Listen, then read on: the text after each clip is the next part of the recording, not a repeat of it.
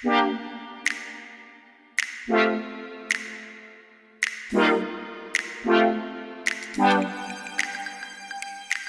everyone. Welcome back to The Mediator. I'm your host, Jonah St. Cloud. Okay, so today we're going to go through Trump's cabinet, and the reason I want to do this is because, there's a lot of people that hear about some of the more controversial picks, or at least like little bits and pieces about them, but, you don't hear about people like Ryan Zinke, Secretary of the Interior, and Wilbur Ross, Secretary of Commerce. So I'm going to split this up into a few parts.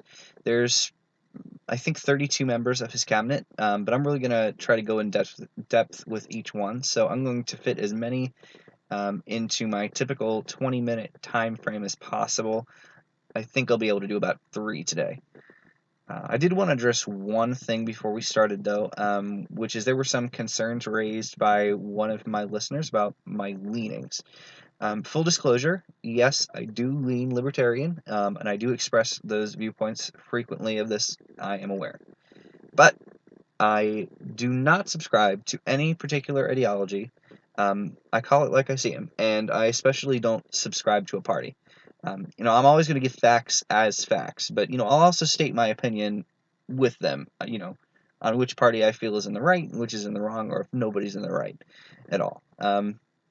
Nonpartisan doesn't necessarily mean I just shouldn't give an opinion, just that I shouldn't contort facts in favor of my opinion, which I will try my best not to do. Also, I really do apologize for any background noises you may hear. We're working on trying to find a more suitable space, to avoid these types of things, and doing our best to keep all that out of your ears. But currently, some background noise is inevitable for the moment. There were also some requests for me to go a bit deeper in my analyses as well, and I'm certainly happy to fulfill those requests, and I'll try to start doing it today, actually. As you may know, this podcast is very much in its infancy, so I really do appreciate all the comments and critiques and, iTunes reviews especially, be them good or bad, and I will try to modify this show based on what you tell me. Okay, so let's start with Secretary of State, Rex Tillerson. Now, Tillerson was talked about a lot because of his warmth toward Russia. This was one of Trump's biggest, most dramatic picks because, if you recall, he did that whole meeting with Mitt Romney and everything, and made his whole announcement that it was going to be this big old televised to do, and ended up choosing someone nobody expected him to choose. Rex Tillerson. Tillerson has been the CEO of ExxonMobil since 2006. He got a civil engineering degree from the University of Texas. He's actually the first Secretary of State in modern history to be appointed without any public sector experience. He was awarded the Order of Friendship from Vladimir Putin in 2013. He also has a large stake in ExxonMobil, which, as the CEO, I guess doesn't really come as a surprise, but it causes a bit of concern for some. Here's why. So, when Tillerson worked with ExxonMobil, he got to work with Exxon Neftegas, which I'm not really sure if I'm pronouncing that right, but he got to work with them for a time, which put him in charge of the fields in Russia and the Caspian Sea. A couple years after he got that friendship award, though, he won a contract to go looking for oil in a Russian part of the Arctic Ocean. And ironically, because the Earth is warming and ice is melting and such, it was a lot easier and cheaper than it would have been under normal circumstances for them to do it. Obviously, this is a big deal for the Russian economy, but it would have also made the value of Tillerson's stake in Exxon skyrocket, as well as Exxon itself. However, when Russia took Crimea in 2014, we put sanctions back on them that included the cancellation of this Arctic deal. So some have questioned whether that personal motivation of Tillerson's to try and build a better relationship with Russia and eliminate sanctions so that he can make more money, possibly, should be disqualifying. Tillerson also apparently he's also very left-wing in regards to climate change. ExxonMobil, under his direction, semi-recently, they came out in favor of the Paris Agreement with Obama, and the company committed to better energy solutions. I mean, though he could really be just saying that as a representative of the company rather than expressing his own personal viewpoints, but, you never know. He was also president of the Boy Scouts for a while, and he helped them embrace the idea of accepting homosexual boys into the organization. So his dissenters say that his ties to Russia, are troubling. Republican Senator Marco Rubio actually was opposed to his nomination, as well as some other Republicans.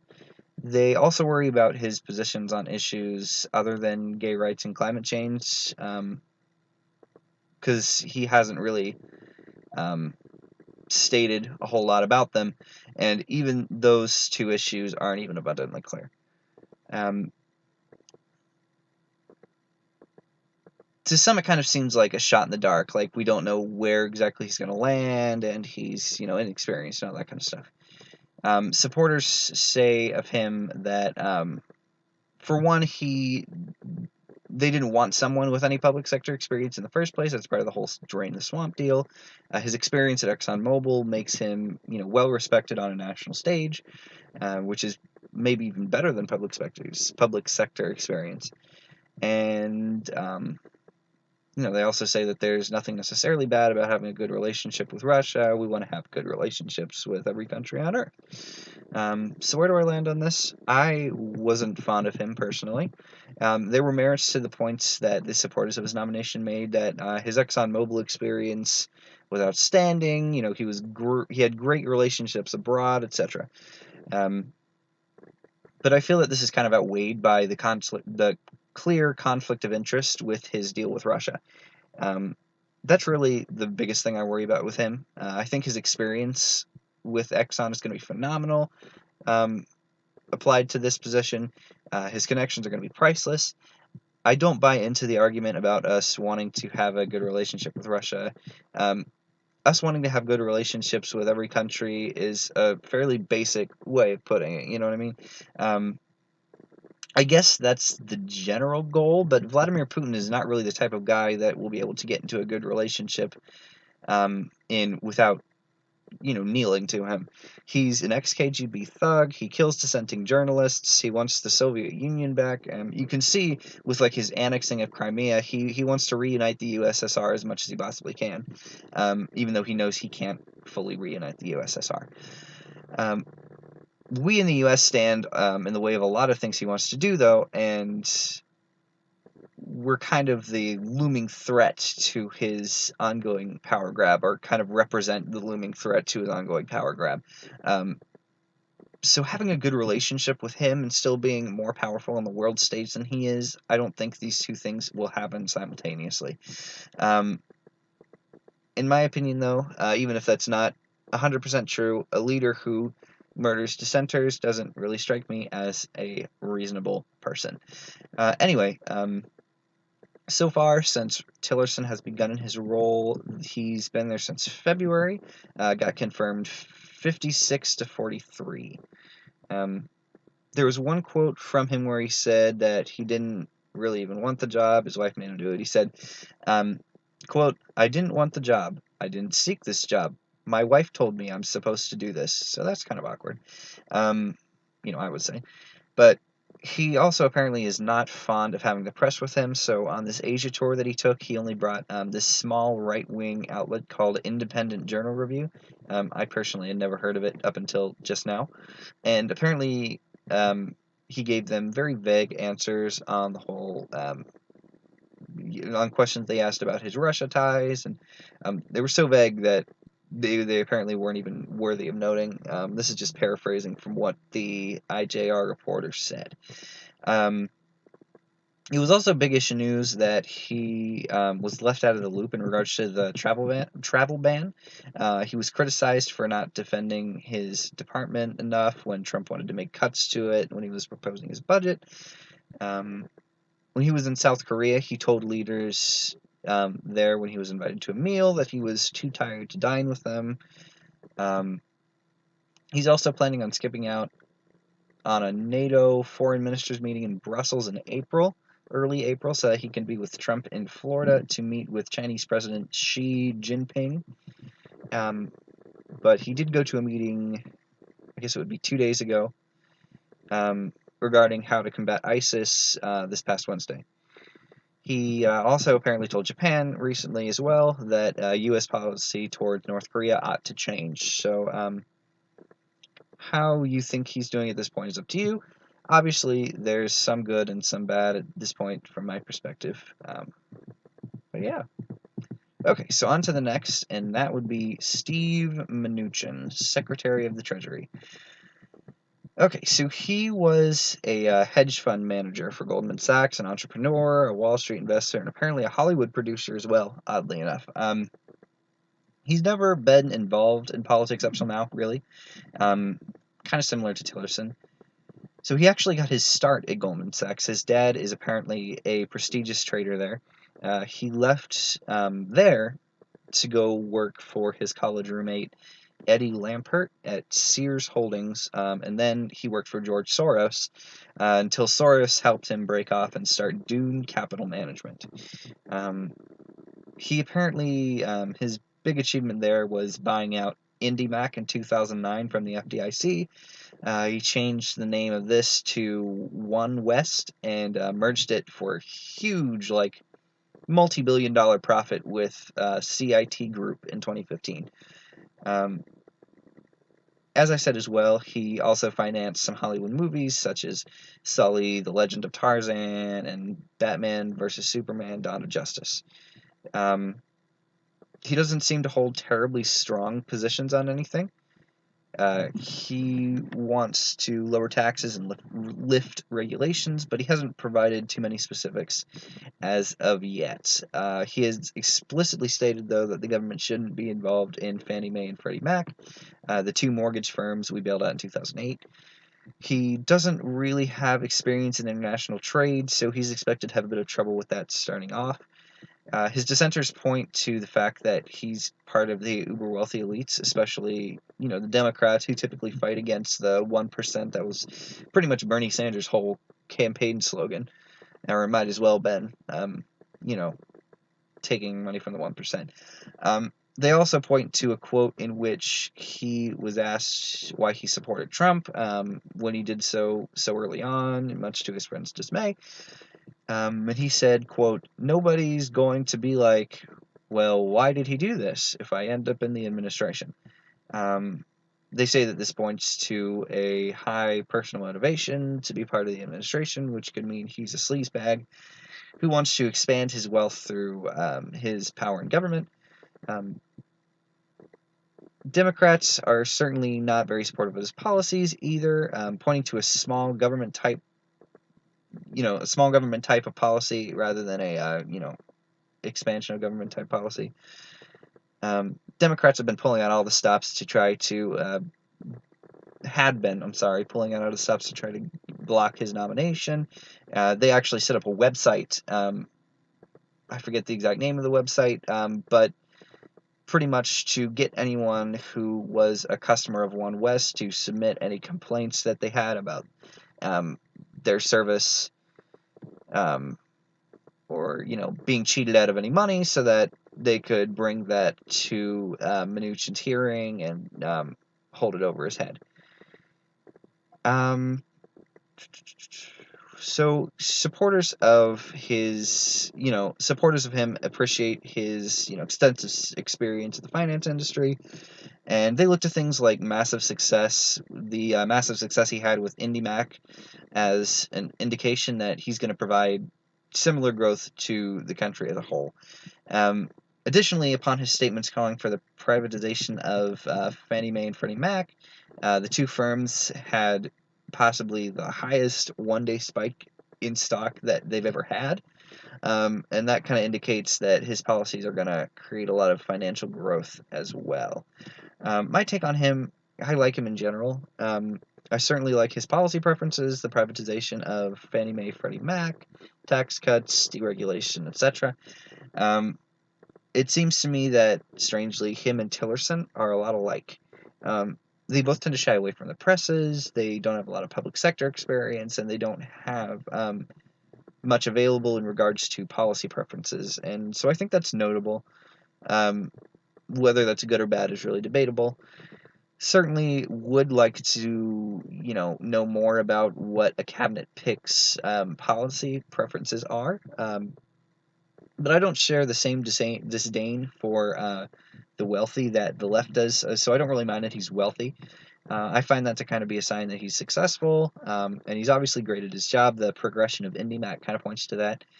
I don't like, though, that quote that nobody will think bad of him to support Trump if he gets into the administration, because it kind of indicates that he's kind of an opportunist, that he doesn't really have any principles strongly attached to him.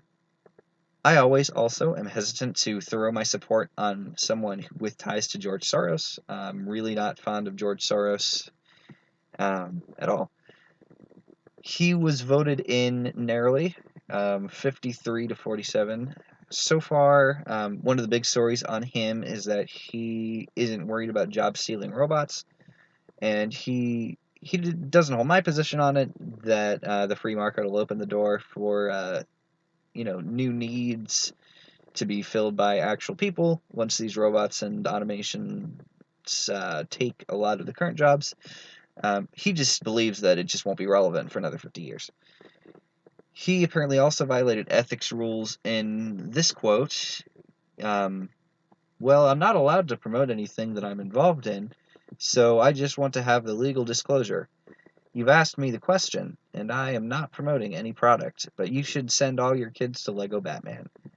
This was after being asked by Axios reporter Mike Allen what movie people should see. As far as I'm aware, no legal action has been taken about this as of yet, similar to the Kellyanne Conway incident where she promoted Ivanka Trump's clothing line, except she actually did get a slap on the wrist from White House counsel Stefan Pasanito. So possibly the outcome will be roughly the same. Probably the outcome will be roughly the same for Mnuchin, if anything, is my guess. It looks like he also told a group of 20 major world economies, commonly known as G20, that we should abandon the decade-old pledge to resist protectionism and financing the fight against climate change. Otherwise, apparently, he is very liked abroad, reports are saying, especially compared to Trump. Next on the list, and last for the day, is James Mattis for Defense Secretary. So James Mad Dog Mattis is his nickname. He's got a long career, 41 years in the Marines. He led troops in Kuwait in the Persian Gulf War, Afghanistan during the first wave of the War on Terror in 2001, and then in Iraq in 2003. Then he's also served on U.S. Central Command, overseeing all the troops in the Middle East, and was in charge of both the war in Iraq and in Afghanistan from that position. He is also known as Warrior Monk. That's one of his other nicknames. He's a very blunt speaker. He told 20,000 Marines, quote, "Demonstrate to the world there is no better friend, no worse enemy than a Marine." And, that's pretty much everything you need to know about his philosophy, really. He got booted from the Obama administration, seemingly because they just didn't get along, had conflicting philosophies, but nobody's really 100% sure. Regardless, this required him to get an exception to a rule stating that he had to be out of office for a certain amount of time before he was eligible to serve again. So they had to pass a whole separate bill for him to even be eligible, and that passed 81-17. And then he was confirmed 98-1. He also had some quotes that people find controversial, and some others actually find either hilarious or just amazing. Here's one. So, quote, "You go into Afghanistan and you got guys who slap women around for 5 years because they didn't wear a veil. Guys like that ain't got no manhood left anyway. So it's a hell of a lot of fun to shoot them. Actually, it's a lot of fun to fight. It's a hell of a hoot. It's fun to shoot some people. I'll be right up front with you. I like brawling." Unquote. Controversial or not, they are kind of funny. There are a few dissenters of him, but those who are dissenters find him just be very brash and prefer, a more peaceful approach to defense and international diplomacy and all that. But Mattis' policy obviously is just to bomb the shit out of anyone who comes anywhere near us. He tends to speak very candidly, and some find his comments unnerving, or maybe just find him hard to work with in general. Many people really like him, though, evidenced by his 98-1 vote. He is extremely experienced, intelligent, and he doesn't mess around, for sure. Personally, I'm a big fan of this guy. Not really any complaints about him from my end whatsoever. He's very strong against our enemies and warm toward our allies, so I'm very happy with this pick, always have been. So far as defense secretary, he held a much tougher stance on Russia, first of all. In sharp contrast to Trump, he thinks Putin wants to break apart the North Atlantic Alliance, which he wants to, he just wants to keep Putin in check. It looks like that's about it, though. Nothing really terribly notable on this front as of yet. Okay, so that's it for the day. I'm actually going to release part 2 of our run-through of the cabinet tomorrow, starting with Jeff Sessions, so you won't want to miss that. Please subscribe, rate, and review on iTunes. We've been floating around the top 50 in news and politics there. Been as high as like 31st, and we definitely want to keep that up. I do want to hear from you, my listeners, as well. How do you think the podcast is going? How do you like it? Shoot me an email. Let me know. My email is jonahthemediator@gmail.com. So that's jonahthemediator@gmail.com. Also, if you like our podcast, please donate on Patreon. We would very much like to get rid of the excess noise and do a video podcast and such, more shows, all that kind of good stuff. But we can only get there with your help. And if you commit $15 or more per month on Patreon, we will send you a free The Mediator t-shirt. So yes, please, please, please, any help that you can give us is greatly appreciated. Patreon.com/TheMediator, that's patreon.com/TheMediator. All right. Well, thank you again for listening. I am Jonah St. Cloud, and this has been The